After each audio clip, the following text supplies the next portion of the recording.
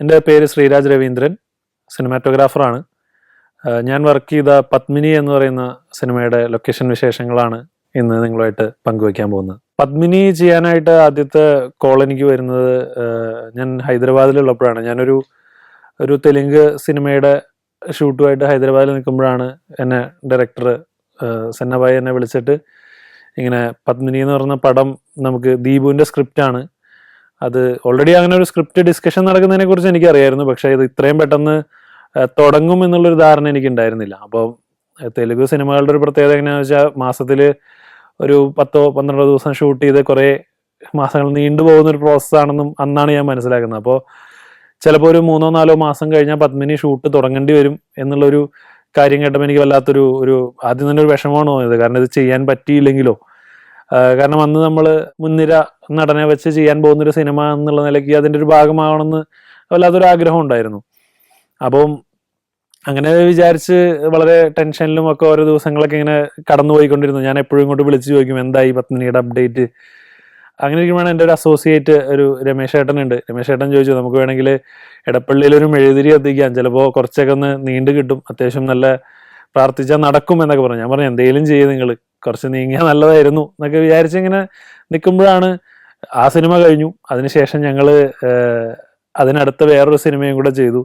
അത് കഴിഞ്ഞ് ഏകദേശം ഒരു 1.5 വർഷത്തോളം മാറിയിട്ടാണ് പത്മിനി ആക്ച്വലി നടക്കുന്നത്.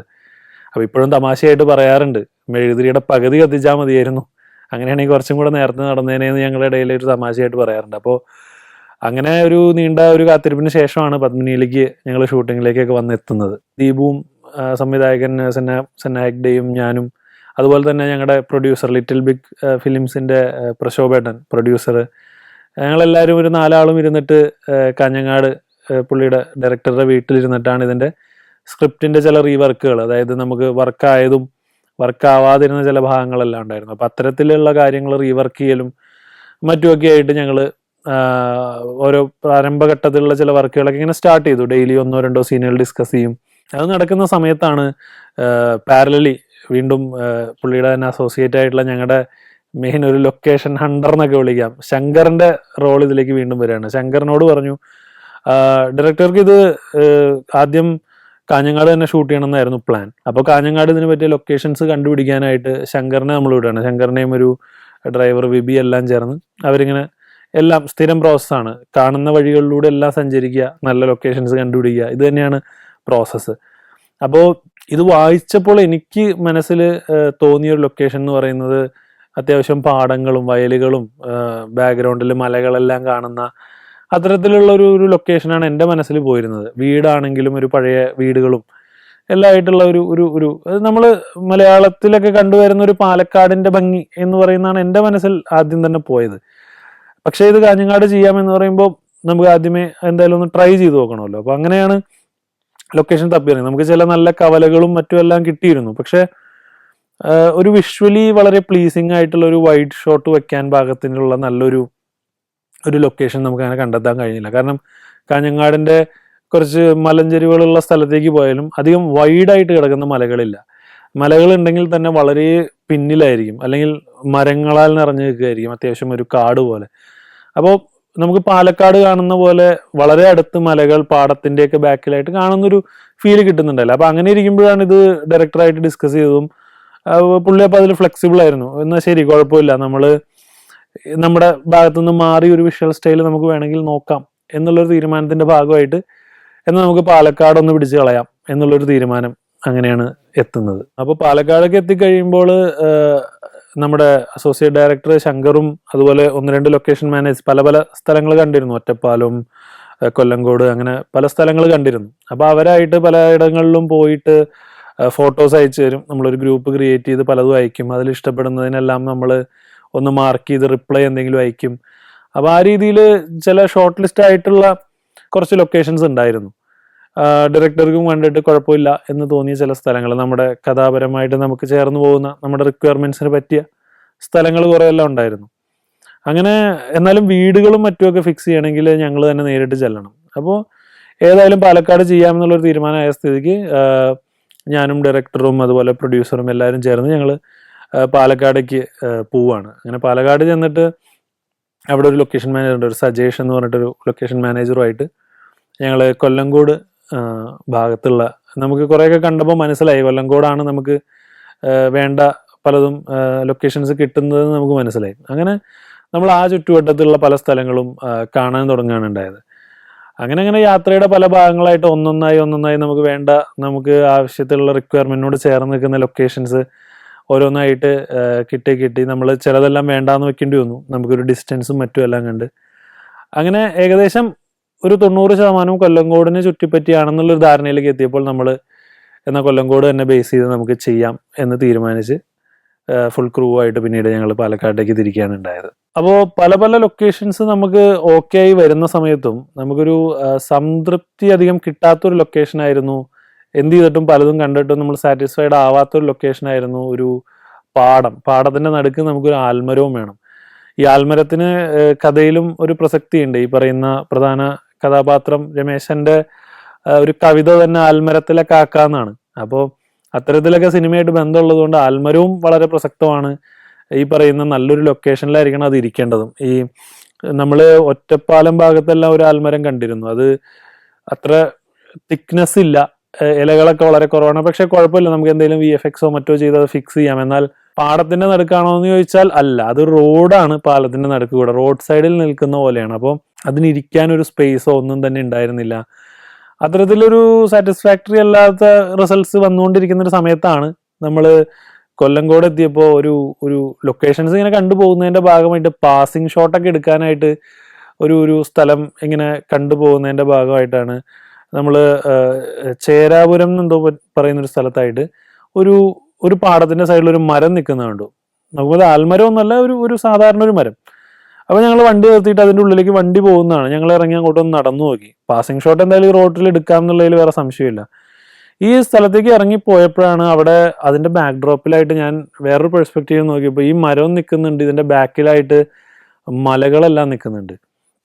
അപ്പോൾ മനസ്സിൽ ഞാൻ ആഗ്രഹിച്ച പോലെ ഒരു ലൊക്കേഷനാണ്, പക്ഷേ ഈ മരം ആൽമരം അല്ല എന്നുള്ളൊരു പ്രശ്നം മാത്രമേ ഉള്ളൂ. അത് ഡയറക്ടറായിട്ട് അപ്പോൾ ഡിസ്കസ് ചെയ്തു. ഇങ്ങനെ ഞങ്ങളൊരു VFXലൂടെ നമുക്ക് അതൊന്ന് റീപ്ലേസ് ചെയ്ത് ആൽമരം ആക്കിയാൽ പോരെ എന്നുള്ളൊരു ടോക്ക് വന്നു. അപ്പോൾ ഞങ്ങളുടെ തന്നെ മുൻപത്തെ സിനിമയിലൊക്കെ അസോസിയേറ്റ് ചെയ്ത VFXന്റെ ടീമാണ് എഗ് വൈറ്റ് എന്ന് പറഞ്ഞിട്ട്. അപ്പോൾ തൗഫീഖിനെ ഞാൻ ഉടനെ തന്നെ വിളിച്ചു. VFXന്റെ വിളിച്ചു ചോദിച്ചപ്പോൾ അവരുടെ ഭാഗത്ത് നിന്ന് ഫുൾ കോൺഫിഡൻസിലുള്ള ഒരു മറുപടി ആയിരുന്നു, അതിനെന്താ ഒന്നും കുഴപ്പമില്ല, നമുക്ക് ചെയ്യാം, ഒരു ആൽമരം ആക്കി തരാം എന്നുള്ള അവരുടെ ഒരു ഗ്യാരണ്ടി കിട്ടിയപ്പോൾ നമ്മൾ ഏറെക്കുറെ ഉറപ്പിച്ചു. എന്നാൽ പിന്നെ ഇത് തന്നെ മതി. കാരണം അതിൻ്റെ രണ്ട് വശങ്ങളിലും നല്ലപോലെ നെൽകൃഷി എല്ലാം ചെയ്ത് അത്യാവശ്യം വിളഞ്ഞു നിൽക്കുന്ന ഒരു പാടമാണ്. അതിൻ്റെ നടുക്ക് ഇതുപോലൊരു മരമുണ്ട്. പക്ഷെ ആൽമരം ആക്കി മാറ്റുമ്പോൾ അതിന് ഇരിക്കാനൊരു സ്പേസ് ഇല്ലല്ലോ എന്നുള്ളൊരു ഡൗട്ട് ഉണ്ടായിരുന്നു. എന്നാൽ ഞങ്ങളുടെ ഭാഗത്തിന് അതിൻ്റെ മുന്നിലായിട്ട് തന്നെ ഒരു പാറ കൊണ്ട് എന്തോ കല്ല് വെച്ചൊരു സ്ലാബ് പോലെ ഇരിക്കാനുള്ള എന്തോ ഒരു സ്പേസും അവിടെ തന്നെ ഉണ്ടായിരുന്നു. അപ്പോൾ എല്ലാം കൊണ്ടും അത് നമ്മൾ ആഗ്രഹിച്ച പോലെ ഒരു ലൊക്കേഷനിലേക്ക് ഒത്തുവന്ന് കിട്ടുകയാണ് ചെയ്തത്. അപ്പോൾ ഈ ബാക്ക്ഗ്രൗണ്ടിൽ മല കിട്ടുന്നതിലേക്കുള്ള ഒരു പ്രസക്തി എന്താണെന്ന് വെച്ച് കഴിഞ്ഞാൽ, ഒന്നാമത് അത് ഡേ ടൈമിൽ കാണാൻ നല്ല അതിൻ്റെ ഒരു ഭംഗിയുണ്ട്, വിഷ്വൽ ബ്യൂട്ടി ഉണ്ട്. അതേപോലെ തന്നെയാണ് ഇത് ഡേ ഫോർ നൈറ്റ് സീനുകൾ കുറച്ച് വരുന്നുണ്ട് ഈ സിനിമയിൽ അതേ ലൊക്കേഷനിൽ. അപ്പം നമ്മൾ രാവിലെ ഷൂട്ട് ചെയ്ത് രാത്രിയാക്കുമ്പോൾ ഒരു പ്രശ്നം എന്താണെന്ന് വെച്ചാൽ പലപ്പോഴും ഈ ബാക്ക്ഗ്രൗണ്ട് എല്ലാം സ്കൈ വളരെ പ്ലെയിൻ ആയിട്ട് കിടക്കും. എന്നിട്ട് നമ്മൾ സ്ഥിരം ചെയ്യുന്നത് അതിൽ കുറച്ച് നക്ഷത്രങ്ങളെ കൊണ്ടുവയ്ക്കലാണ്. പക്ഷെ ഒരു ബാക്ക്ഗ്രൗണ്ടിന് ഒരു ഡീറ്റെയിലും ഒരു ഡെപ്ത് ഒക്കെ കിട്ടാൻ എന്തെങ്കിലും ഒരു ഒബ്ജക്റ്റ് അടുത്തുണ്ടെങ്കിൽ വളരെ നല്ലതായിരിക്കും. അപ്പോൾ ഈ മല ആ ഷോട്ടിനെ ഭയങ്കരമായിട്ട് റിയലിസ്റ്റിക് നൈറ്റാക്കി ഫീൽ ചെയ്യിക്കാൻ നല്ലപോലെ ഹെൽപ്പ് ചെയ്തിട്ടുണ്ട്. നമ്മളൊരു സൂര്യൻ ഒരു പ്രത്യേക ആംഗിളിൽ നിന്ന് സൺലൈറ്റ് വരുന്നൊരു സമയത്താണ് ആ ലൊക്കേഷനിൽ പോയി ഷൂട്ട് ചെയ്തിട്ടുള്ളത്. അതുകൊണ്ട് തന്നെ അത് ഡേ ഫോർ നൈറ്റ് ആക്കി കാണിക്കാനും ആ ലൊക്കേഷൻ ഭയങ്കര ആപ്റ്റ് ആയിരുന്നു. അപ്പോൾ അടുത്ത ലൊക്കേഷനുകൾ എന്ന് പറഞ്ഞാൽ നമുക്ക് പിന്നെ ചില വീടുകളായിരുന്നു വേണ്ടത്. അതായത് ഇതിലെ മുഖ്യ കഥാപാത്രം രമേശന്റെ വീട്.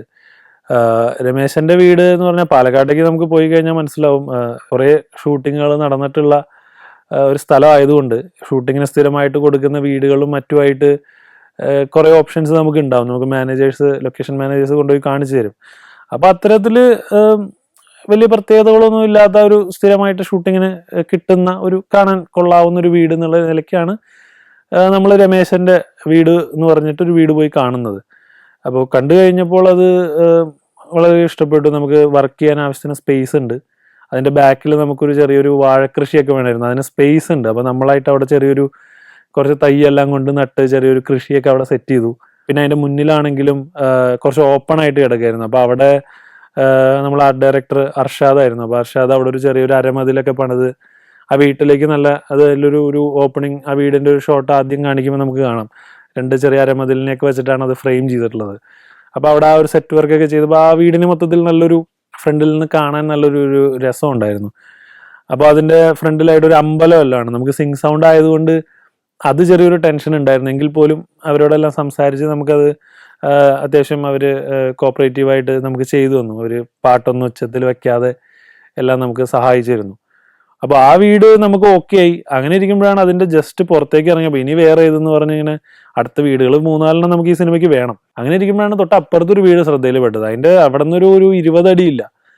അങ്ങനെ നമ്മൾ നോക്കിയപ്പോൾ ഒരു തിരക്കേടില്ലാത്തൊരു വീട് അതിൻ്റെ സൈഡിൽ തന്നെ. കണ്ടപ്പോൾ തന്നെ തോന്നി, ഞങ്ങൾ എല്ലാവർക്കും ഒരേ സ്വരത്തിൽ ഞങ്ങൾ പറഞ്ഞു ഇത് സ്മൃതിയുടെ വീടാക്കാം എന്ന് പറഞ്ഞു. സ്മൃതി എന്ന് പറഞ്ഞു കഴിഞ്ഞാൽ ഈ സിനിമയിൽ രമേശന്റെ നേരെ എഗെയിൻസ്റ്റ് വരുന്നൊരു ക്യാരക്ടറാണ്, രമേശനെ ചതിച്ചിട്ട് പോകുന്ന ഒരു ക്യാരക്ടറാണ്. അപ്പോൾ അങ്ങനെ ഉണ്ടെങ്കിൽ തന്നെ ഞങ്ങൾ തമാശയായിട്ട് പറയുമായിരുന്നു രമേശൻ സ്മൃതിയെ നാട് മൊത്തം തപ്പി നടക്കുകയാണ്, തൊട്ടപ്പുറത്തുള്ള വീട്ടിലാണല്ലോ തപ്പി നടക്കണേന്നൊക്കെ ഞങ്ങൾ ഇങ്ങനെ ഷൂട്ടിംഗ് സമയത്ത് പറയാറുണ്ട്. അപ്പോൾ ഒരു ചലഞ്ച് അതായിരുന്നു, ആ വീട് ഒരു നിലയ്ക്കും കാണരുത്, കാണാത്ത രീതിയിൽ വേണം നമ്മൾ ഷൂട്ട് ചെയ്യാൻ. പക്ഷെ അത് നമ്മളെ കൊണ്ട് പോസിബിൾ ആയിരുന്നു. അത് കാണാത്ത രീതിയിലൊക്കെ ഷൂട്ട് ചെയ്തെടുത്തു. പിന്നെ വളരെ സൂക്ഷിച്ച് ഇനി നോക്കിക്കഴിഞ്ഞാൽ നിങ്ങൾക്ക് മനസ്സിലാവുന്ന ഒരു കാര്യം എന്താ വെച്ച് കഴിഞ്ഞാൽ, രമേശൻ സ്മൃതിയുടെ വീട്ടിൽ സ്മൃതിയെ അന്വേഷിച്ച് പോകുമ്പോൾ രമേശന്റെ ബാക്കിൽ നമുക്കൊരു അമ്പലം കാണാം. അതേസമയം രമേശന്റെ വീട്ടിലേക്ക് അപർണ രമേശനെ അന്വേഷിച്ച് വരുന്ന സീനിലും നമുക്കൊരു അമ്പലം കാണാം. അത് രണ്ടും ചേർത്ത് വെച്ച് നോക്കിക്കഴിഞ്ഞാൽ നമുക്ക് മനസ്സിലാവും ഈ 2 അമ്പലവും ഒരമ്പലമാണ് ഈ 2 വീടുകളുടെയും സ്ഥലം. ഇത് രണ്ടും അടുത്തടുത്താണെന്ന് നമുക്ക് റിവീൽ ആവുന്ന ഈ 2 ഷോട്ടും അടുപ്പിച്ച് കണ്ടാൽ മാത്രമായിരിക്കും. അപ്പോൾ അങ്ങനെ ഒരു സാഹചര്യം ഉണ്ടെങ്കിൽ നമ്മൾ ഈ 2 വീടുകളും അങ്ങോട്ടും ഇങ്ങോട്ടും കാണാത്ത രീതിയിൽ ഷൂട്ട് ചെയ്തെടുക്കുകയാണ് ചെയ്തത്. പിന്നെ വരുന്നൊരു വീടായിരുന്നു ഇതിൽ ഒരു മുഖ്യ കഥാപാത്രം ശ്രീദേവി എന്ന് പറയുന്ന അപർണ ബാലമുരളി ചെയ്തൊരു ക്യാരക്ടർ. അപ്പോൾ ആ വീട് ഞങ്ങൾക്ക് കിട്ടിയത് വളരെ ആദർശികമായിട്ടാണ്. ഞങ്ങൾ ഒരു മരണവീട് ചെറുതായിട്ട് കാണിക്കുന്നുണ്ട് സിനിമയിൽ. അപ്പോൾ അതിനുള്ളൊരു ലൊക്കേഷനൊക്കെ നോക്കി ഇങ്ങനെ പോകുന്ന വഴിക്ക്, അല്ലെങ്കിൽ മഡോണയുടെ ക്യാരക്ടർ ചെയ്യുന്ന പത്മിനിയുടെ വീടും അന്വേഷിച്ച് പോകുമായിരുന്നു. അപ്പോൾ തേൻകുറിശി എന്ന് പറയുന്ന ഒരു സ്ഥലത്താണ് ഞങ്ങൾ. തേൻകുറിശിയിൽ കുറച്ച് വീടുകളുണ്ട്, ഇതുപോലെ ഷൂട്ടിംഗ് വീടുകളുണ്ട്, ചില തറവാട് വീടുകളെല്ലാം ഉണ്ടെന്ന് പറഞ്ഞിട്ട് അന്വേഷിച്ച് പോയി ഇങ്ങനെ ഇരിക്കുമ്പോഴാണ് ഒരു വീട് ഞങ്ങൾ കണ്ടു. പക്ഷെ അതിന് ഫ്രണ്ടിലൊന്നും അധികം സ്പേസ് ഇല്ല. അപ്പോൾ അതിൻ്റെ ഫ്രണ്ടിൽ നമ്മളിപ്പോൾ കണ്ടാൽ മനസ്സിലാവും, ഇൻ്റർവെല്ലിൽ ഒരു കാലിനെ മാത്രം ഫോളോ ചെയ്ത് പോകുന്നൊരു ഷോട്ട് ഉണ്ട്. അപ്പോൾ അത് നമുക്ക് ആ വീടിൻ്റെ മുറ്റത്ത് ചെയ്യണം, പത്മിനിയുടെ വീടിൻ്റെ മുറ്റത്ത്. അപ്പോൾ അതിനുള്ള സ്പേസും കൂടെ ഉള്ള വീടാണെങ്കിലേ നമുക്ക് കാര്യമുള്ളൂ. അപ്പോൾ ഞങ്ങൾ വളരെ നിരാശരായിട്ട് ആ വീട് എന്തായാലും പറ്റില്ല. അതിൻ്റെ ഇൻറ്റീരിയറൊക്കെ കാണാൻ രസമുണ്ടായിരുന്നു, പെണ്ണ് കാണലൊക്കെ നടത്താൻ പറ്റിയൊരു സ്ഥലമാണ്. അപ്പം അങ്ങനെ ഇരിക്കുമ്പോൾ അവിടെയുള്ള ആൾക്കാർ തന്നെ പറഞ്ഞു, ഞങ്ങളുടെ ഒരു കസിൻ്റെ വീടുണ്ട്, ഇതുപോലെ തന്നെ ഇരിക്കും കണ്ടു കഴിഞ്ഞാൽ, അതിന് ഫ്രണ്ടിൽ കുറച്ച് സ്ഥലമല്ലാണ്ട്, ശരി എന്നാൽ അത് പോയി നോക്കാം എന്ന് വിചാരിച്ച് തൊട്ടടുത്താണ്. ഞങ്ങൾ അവിടെ നിന്ന് ഇങ്ങനെ ഇറങ്ങിയപ്പോഴാണ് ഞങ്ങളുടെ ശ്രദ്ധയിൽ ഈ 2ാമത്തെ വീട് ഒരെണ്ണം അതിൻ്റെ സൈഡിലായിട്ടൊരു വീടുള്ളത് ശ്രദ്ധിച്ചത്. അത് കണ്ടപ്പോൾ തന്നെ എനിക്ക് തോന്നി ഈ വീട് കൊള്ളാലോ, ഇത് നമുക്ക് കിട്ടുമെന്ന് ചോദിച്ചപ്പോൾ പറഞ്ഞു ഇതങ്ങനെ ഷൂട്ടിങ്ങിന് കൊടുത്തിട്ടൊന്നുമില്ല, അറിയില്ല, ചോദിച്ചു നോക്കാം എന്നുള്ള നിലയ്ക്ക് പറഞ്ഞ് അവിടെ കയറി ചോദിച്ചു. അപ്പോൾ ആ വീട്ടിലേക്ക് അകത്തേക്ക് എൻ്റർ ചെയ്തപ്പോൾ ഞങ്ങൾക്ക് തോന്നിയത്, ദൂരെ നിന്ന് കണ്ടപ്പോഴേ ശ്രീദേവിക്ക് പറ്റിയൊരു വീടാണെന്ന് ഞങ്ങൾക്ക് തോന്നി, അതായത് അപർണയുടെ ക്യാരക്ടറിന്. കാരണം എന്താണെന്ന് വെച്ച് കഴിഞ്ഞാൽ ഈ സിനിമയിൽ അച്ഛനില്ലാതെ അമ്മയും മകളും മാത്രമായിട്ട് താമസിക്കുന്ന ഒരു വീടാണ്. അവർക്ക് പണ്ടൊരു നല്ലൊരു കാലം ഉണ്ടായിരുന്നുണ്ടാവാം, അങ്ങനെ ഒരു ബാക്ക് സ്റ്റോറി ഒക്കെ ഉണ്ട്. കാരണം അവർക്കൊരു പത്മിനി കാറുണ്ട്, പഴയ കാറാണ്, ഇപ്പോഴും അത് തന്നെയാണ് ഉപയോഗിക്കുന്നത്, കാർ അവർ മാറ്റിയിട്ടില്ല. അപ്പോൾ ഇത്തരം കാര്യങ്ങളെല്ലാം വച്ച് നമ്മൾ റീഡ് ചെയ്യുമ്പോൾ ആ ഒരു ക്യാരക്ടർ സ്റ്റഡി നമുക്ക് മനസ്സിലാവുന്ന ഒരു ആദ്യകാലത്തൊക്കെ നാട്ടിൽ വന്നിട്ടുള്ള കോൺക്രീറ്റ് വീടുകൾ, അതിൻ്റേതായിട്ടുള്ള ഒരു ആർക്കിടെക്ചർ അതിനുണ്ട്. ജനലുകളുടെ സൈഡിലൊക്കെ ആയാലും ഉണ്ടാവുന്ന ചില സ്ട്രക്ചേഴ്സ് എല്ലാം ആ ഒരു രീതിയിലായിരുന്നു. അപ്പോൾ വളരെ കണ്ടാൽ നല്ല രസമുള്ള ഒരു ആർക്കിടെക്ചർ ആയിട്ട് തോന്നി, ഒരു പഴയ സ്റ്റൈൽ കോൺക്രീറ്റ് വീടിൻ്റെ ഒരു ആർക്കിടെക്ചർ. അപ്പോൾ എന്തുകൊണ്ടും അത് ഈ പറയുന്ന ക്യാരക്ടറിന് ശ്രീദേവിക്ക് അത് പക്കയാണ് എന്നുള്ളൊരു തോന്നലിൻ്റെ വിശ്വാസത്തിൽ അവിടെ കയറി സംസാരിക്കുകയും എന്തോ ഭാഗ്യം കൊണ്ട് അവരത് സമ്മതിച്ചു, അവർ വീട് തരാം എന്ന് പറഞ്ഞു. കറക്റ്റ് ഒരു പത്മിനി കാറിന് കയറി കിടക്കാൻ പാകത്തിനുള്ളൊരു കാർ പോർച്ച് തന്നെ അതിൻ്റെ ഫ്രണ്ടിലുണ്ടായിരുന്നു. അതിനേക്കാൾ ഒരു ഒരടി വീതി ഉണ്ടെങ്കിൽ പിന്നെ വേറൊരു വണ്ടി അവിടെ കയറില്ല. അപ്പോൾ എല്ലാം കൊണ്ടും അത് കറക്റ്റ് നമുക്കത് ചെയ്യേണ്ട ഒരു വീട് വളരെ ആദർശിയാണ് കിട്ടുകയാണ് ചെയ്തത്. Albania, Maldives, Georgia, Ethiopia. സഞ്ചാരം വോളിയം നമ്പർ 11. ഫുൾ HD-യിലുള്ള ഈ അപൂർവ ദൃശ്യയാത്രാ വിവരണ ശേഖരം സ്വന്തമാക്കാൻ 9995 444 222 എന്ന നമ്പറിലേക്ക് സഞ്ചാരം എന്ന് SMS ചെയ്യൂ. അടുത്തതായിട്ട് നമുക്ക് വേണ്ട ഒരു ലൊക്കേഷൻ ആയിരുന്നു ഒരു പുഴയുടെ തീരത്ത് ഒരു കാറ് പുഴയുടെ അടുത്തേക്ക് ഇറക്കിയിട്ടിട്ട് വാഷ് ചെയ്യുന്ന ഒരു സീനുണ്ട് സിനിമയിൽ. അപ്പോൾ ആ ലൊക്കേഷൻ സ്ക്രിപ്റ്റ് അനുസരിച്ച് അതുപോലെ തന്നെയായിരുന്നു. പക്ഷെ നമ്മൾ വിചാരിച്ചു എന്തെങ്കിലും നമുക്ക് മാറ്റങ്ങൾ വരുത്തണോ, കാര്യം അതുപോലെ ഒരു ലൊക്കേഷൻ കിട്ടിയില്ലെങ്കിൽ ഇപ്പോൾ ഒരു കനാൽ, വലിയ കനാലുകളൊക്കെ നമ്മൾ കാണാറുണ്ട്, അതിൻ്റെ സൈഡിൽ ആൾക്കാർ കുളിക്കുന്നതും അല്ലെങ്കിൽ തുണികൾ അലക്കുന്നതെല്ലാം നമ്മൾ കണ്ടിട്ടുണ്ട്. അപ്പോൾ ആ രീതിയിൽ കാർ അവിടെ കൊണ്ടിട്ട് കഴുകുന്ന പോലെ കാണിക്കണോ? അപ്പോൾ ഇത്തരത്തിലുള്ള ലൊക്കേഷൻ ഉണ്ടെന്ന് പ്രൊഡ്യൂസർ എല്ലാം പറയുന്നതിൻ്റെ അനുസരിച്ചിട്ട് ലൊക്കേഷൻ മാനേജർ സജഷൻ ഒക്കെ ആയിട്ട് ഞങ്ങൾ ആ ഒരു ലൊക്കേഷൻ പോയി കണ്ടു. വണ്ടിത്താവളം എന്ന് പറയുന്ന ഒരു സ്ഥലത്തായിരുന്നു ഇത്.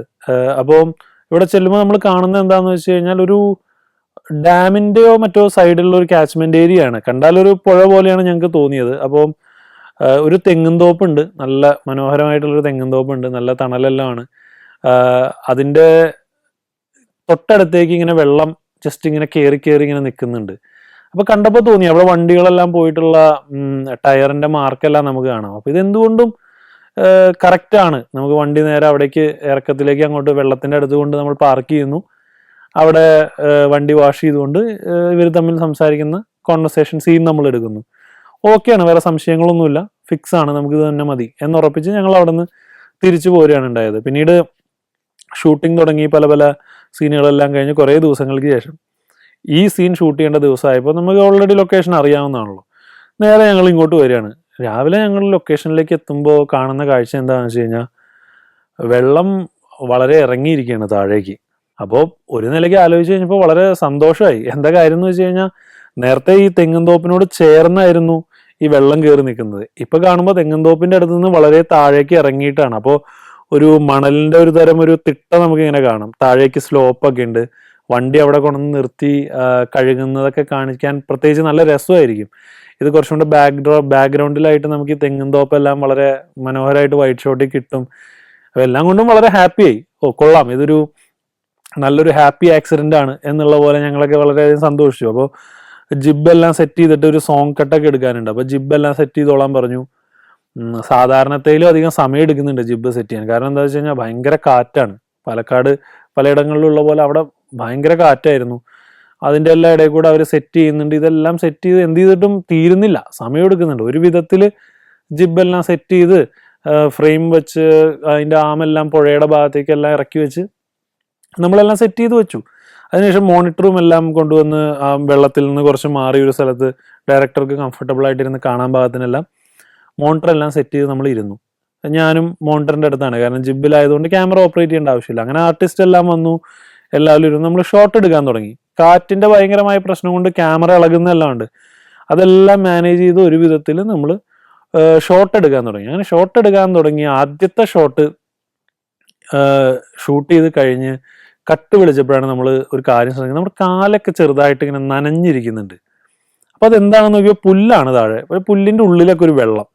കുഴപ്പമില്ല, ടേക്ക് ടു ഓക്കെ ആയില്ല. അത് വീണ്ടും റീടേക്ക് പറഞ്ഞപ്പോഴാണ് ശ്രദ്ധിക്കുന്നത് നമ്മുടെ കാലിൻ്റെ ഒരു പകുതി വരെ ചെറുതായിട്ട് ഇങ്ങനെ, അതായത് ഉപ്പൂറ്റിയുടെ ഭാഗം വരെ വെള്ളം കയറി തുടങ്ങിയിട്ടുണ്ട്. ഒരു ടേക്കും കൂടെ പോയപ്പോൾ ഞങ്ങൾക്ക് കാര്യം മനസ്സിലായി, വെള്ളം കയറിക്കൊണ്ടിരിക്കുകയാണ്. ഇപ്പൊ കാലിന്റെ മുട്ടിന് താഴെ വരെ വെള്ളം എത്തിയിട്ടുണ്ട്. മോണിറ്ററും എല്ലാം എടുത്തിട്ട് എല്ലാവരും ഓടി ഒരു സൈഡിലേക്ക് പോയിരുന്നു. പയ്യാണ് ഞങ്ങൾക്ക് ആ സത്യം മനസ്സിലായത്. വെള്ളം ഇങ്ങനെ പോയാൽ കയറി വന്നുകൊണ്ടിരിക്കും, ഇങ്ങനെ ഷൂട്ട് മുന്നോട്ട് പോയാൽ തീരില്ല എന്നൊരു സത്യാവസ്ഥ മനസ്സിലാക്കിയിട്ട് ഞങ്ങൾ ജിബിയിൽ നിന്നെല്ലാം ക്യാമറ കട്ട് ചെയ്തിറക്കി നേരെ സ്റ്റാൻഡിൽ കയറ്റി ഞാൻ പാൻ്റെല്ലാം വലിച്ചു കയറ്റി വെള്ളത്തിലേക്ക് ഇറങ്ങിപ്പോയി നിന്നു. അങ്ങനെ ഞങ്ങൾ ഷൂട്ട് ചെയ്യാൻ തുടങ്ങി. ആദ്യം ഒരു ബുദ്ധിമുട്ടുണ്ടായിരുന്നെങ്കിലും പിന്നെ ഭയങ്കര രസമായിരുന്നു. വെള്ളത്തിന്റെ ഒരു തണുപ്പും കാറ്റും എല്ലാം ആയിട്ട് ആ സീൻ വളരെ രസമായിട്ട് ഞങ്ങൾക്ക് ഷൂട്ട് ചെയ്ത് തീർക്കാൻ പറ്റും. ഞങ്ങൾക്ക് വേണ്ട വൈറ്റ് ഷോട്ടുകളെല്ലാം വെള്ളം അധികം കയറി വരുന്നതിന് മുൻപ് തന്നെ ഫിനിഷ് ചെയ്യാൻ പറ്റി. പിന്നീട് അങ്ങോട്ട് കയറ്റി വെച്ച് ചെറിയ ഷോട്ടുകളെല്ലാം ക്ലോസപ്സ് എല്ലാം എടുത്ത് തീർത്ത് അതിൻ്റെ ഒരു സംഭവം എന്താണെന്ന് വെച്ചാൽ ഓൾമോസ്റ്റ് ഒരു 10-11 മണി ആകുമ്പോഴേക്കും ഞങ്ങളുടെ സീൻ തീർന്നു. അതിന് മേലെ പോകുമെന്ന് വിചാരിച്ച സീനാണ്, പക്ഷെ അതിന് മുൻപായിട്ട് തന്നെ തീർന്നു. കാരണം ഈ വെള്ളത്തിൻ്റെ ഒരു ഇഷ്യൂ ഉള്ളതുകൊണ്ട് ഞങ്ങൾ സമയമായിട്ട് ഫൈറ്റ് ചെയ്തിട്ടുള്ളൊരു തരം പരിപാടിയായിരുന്നു. അപ്പം അങ്ങനെ വിചാരിച്ചതിലും നേരത്തെ അത് തീർന്നു. അത് തീർന്നുകൊണ്ട് എല്ലാവർക്കും വളരെ റിലാക്സിങ് ആയിരുന്നു. വളരെ സമയമെടുത്ത് തെങ്ങുംതോപ്പിലൊക്കെ പോയി റിലാക്സ് ചെയ്ത് ഞങ്ങൾ പിന്നീടുള്ള കുറച്ച് ഷോട്ടുകളെല്ലാം എടുത്ത് ഒരു ഉച്ച തിരിഞ്ഞ് ഞങ്ങൾ അടുത്തൊരു സ്ഥലത്തേക്ക് ഡ്രോൺ ഷോട്ട് എടുക്കാൻ വേണ്ടി പിന്നീട് ആ ലൊക്കേഷനിൽ പോവുകയാണ് ചെയ്തത്. അടുത്തൊരു പ്രധാന ലൊക്കേഷനായിരുന്നു നമുക്ക് ഈ പറയുന്ന പ്രധാന കഥാപാത്രം രമേശൻ വർക്ക് ചെയ്യുന്ന, അദ്ദേഹം ഒരു മാഷാണല്ലോ, അപ്പോൾ അദ്ദേഹം വർക്ക് ചെയ്യുന്ന കോളേജ് എന്ന് പറയുന്നത്. അപ്പോൾ കോളേജ് നമ്മൾ 1-2 കണ്ടിരുന്നു. നമ്മൾ വിക്ടോറിയ കോളേജ് പോയി കണ്ടിരുന്നു, പിന്നെ വേറെ 1-2 കോളേജുകളും കണ്ടിരുന്നു. അക്കൂട്ടത്തിൽ നമ്മൾ കണ്ടൊരു കോളേജാണ് NSS കോളേജ് ആലത്തൂർ. അപ്പോൾ കോളേജ് നമുക്ക് ഇഷ്ടപ്പെട്ടു. അതിൻ്റെ ഒരു എൻട്രിയും അവിടുത്തെ ചുറ്റുപാടുള്ള മരങ്ങളും അതിൻ്റെയൊക്കെ ഒരു രസം ഉണ്ടായിരുന്നു, ബാക്കിലെ ഗ്രൗണ്ടും എല്ലാം. പക്ഷേ ഈ കോളേജിലേക്ക് കയറി ചെന്നപ്പോൾ ജസ്റ്റ് കയറിയപ്പോൾ തന്നെ നമ്മൾ കാണുന്നത് കോളേജിൻ്റെ വരാന്ത എല്ലാം ടൈലിട്ടേക്കാണ്. അവർ പുതിയതായിട്ട് ടൈലിട്ട് നല്ല നല്ല ഭംഗിയാക്കി വെച്ചിരിക്കുകയാണ്. അപ്പോൾ ഒരു സിനിമാറ്റിക് പെർസ്പെക്റ്റീവിൽ അത് ചിലപ്പോൾ നമുക്ക് അത്ര സുഖകരമായി തോന്നില്ല, ചിലപ്പോൾ ഫ്രെയിമിൽ കാണുമ്പോൾ ഭയങ്കര റിഫ്ലക്ഷൻ എല്ലാം അടിച്ചിട്ട്. ലൈബ്രറി പക്ഷേ ഞങ്ങൾക്ക് വളരെ ഇമ്പോർട്ടൻ്റ് ആയിട്ടുള്ളൊരു പോർഷനായിരുന്നു. കാര്യം ഈ രമേശൻ എന്ന് പറയുന്ന ക്യാരക്ടർ പത്മിനിയെ കണ്ടുമുട്ടുന്നതും അവർ തമ്മിൽ സംസാരം തുടങ്ങുന്നത് ഈ ലൈബ്രറിയിൽ നിന്നാണ്. അപ്പോൾ നല്ലൊരു ലൈബ്രറി ആയിരിക്കണം. അപ്പോൾ ആ ലൈബ്രറിക്ക് അത്യാവശ്യം ഒരു പഴയ മരത്തിൻ്റെ അലമാരകളും എല്ലാം ഉള്ള, അല്ലെങ്കിൽ പഴയ ഇരുമ്പിൻ്റെ റാക്കുകളൊക്കെ ഉള്ള പോലത്തെ ബുക്കുകൾ വെച്ചിട്ടുള്ള ഒരു ലൈബ്രറി ആണെങ്കിൽ നല്ലതാണ്. കാരണം ഞങ്ങൾ കാണുന്ന ഒരു സിനിമാറ്റിക് പെർസ്പെക്റ്റീവിലാണ്. പക്ഷേ ഒരു ലൈബ്രറിയെ സംബന്ധിച്ചിടത്തോളം അവർക്ക് പുസ്തകങ്ങളുടെ സേഫ്റ്റിക്ക് അടച്ചുറപ്പുള്ള അലമാരകളായിരിക്കും ആവശ്യം. അപ്പം ഞങ്ങൾ ഈ കണ്ട NSS കോളേജിലുള്ള ഒരു പ്രത്യേകത എന്താണെന്ന് വെച്ച് കഴിഞ്ഞാൽ ഇവിടെയും ഏറെക്കുറെ സ്ഥിതി അതുപോലൊക്കെ തന്നെയാണെങ്കിലും ഇവർക്കൊരു സെക്ഷൻ ഉണ്ടായിരുന്നു അതിൻ്റെ സൈഡിൽ. അവിടെ ഞങ്ങൾ നോക്കിയപ്പോൾ ചില പഴയ മരത്തിൻ്റെ അലമാരകളും ചില റാക്കുകളെല്ലാം ഇരിക്കുന്നതായിട്ട് ശ്രദ്ധയപ്പെട്ടു. അപ്പോൾ ഞങ്ങൾ ആലോചിച്ചു, അങ്ങനെയാണെങ്കിൽ ഒരു കാര്യം ചെയ്താലോ, ഈ ലൈബ്രറിയുടെ ഇവരെ തമ്മിൽ കണ്ടുമുട്ടുന്ന പോർഷൻ നമുക്ക് അവിടെ ചെയ്യാം. എന്നിട്ട് ലൈബ്രറിയുടെ എൻട്രി ആണെങ്കിലും നമുക്ക് ജസ്റ്റ് എൻട്രി മാത്രം ഇച്ചിരി പുതിയതാക്കിയിട്ടുണ്ടെങ്കിലും NSS കോളേജ് കുഴപ്പമില്ല, നമുക്ക് അവിടെ തന്നെ ചെയ്യാം എന്നുള്ളൊരു തീരുമാനത്തിലെത്തി. കാരണം ലൈബ്രറി നമുക്ക് ഇമ്പോർട്ടൻ്റ് ആയതുകൊണ്ട് അത് കോംപ്രമൈസ് ചെയ്യാൻ പറ്റില്ല. കോളേജ് വരാന്തയൊക്കെ നമുക്ക് എന്തെങ്കിലും ചെയ്ത് അഡ്ജസ്റ്റ് ചെയ്യാം എന്നുള്ളൊരു തീരുമാനത്തിലേക്ക് എത്തി. ഞാൻ ഇതുവരെ അത്തരത്തിലൊരു ആർക്കിടെക്ചർ കണ്ടിട്ടില്ല ലൈബ്രറിക്ക്. ശരിക്കും ഒരു പ്രത്യേക ഒരു നമ്മളെന്തോ ഒരു റിയാക്ടറിലേക്കൊക്കെ കയറി ചെല്ലുന്ന ഒരു ഫീൽ എന്നാണ് ഞങ്ങൾ തമാശയ്ക്ക് പറയാറ്. ഭയങ്കര രസമുള്ള ഒരു ആർക്കിടെക്ചർ, ഒരു റൗണ്ട് പോലെയാണ് മൊത്തത്തിൽ. അപ്പോൾ ആ ലൈബ്രറിയുടെ ഒരു ഫസ്റ്റ് ഒരു വൈറ്റ് ഷോട്ട് വെച്ചതിൽ നമുക്കത് കാണാനും കഴിയും. അപ്പോൾ ഇത്തരത്തിലുള്ളതെല്ലാമാണ് പത്മിനിയുടെ പിന്നിലുള്ള ചിത്രീകരണത്തിൻ്റെ അതുപോലെ ലൊക്കേഷനുകളുടെയൊക്കെ വിശേഷങ്ങൾ. ഇത് നിങ്ങളൊക്കെ ആയിട്ട് പങ്കുവയ്ക്കാൻ പറ്റിയതിൽ സന്തോഷം.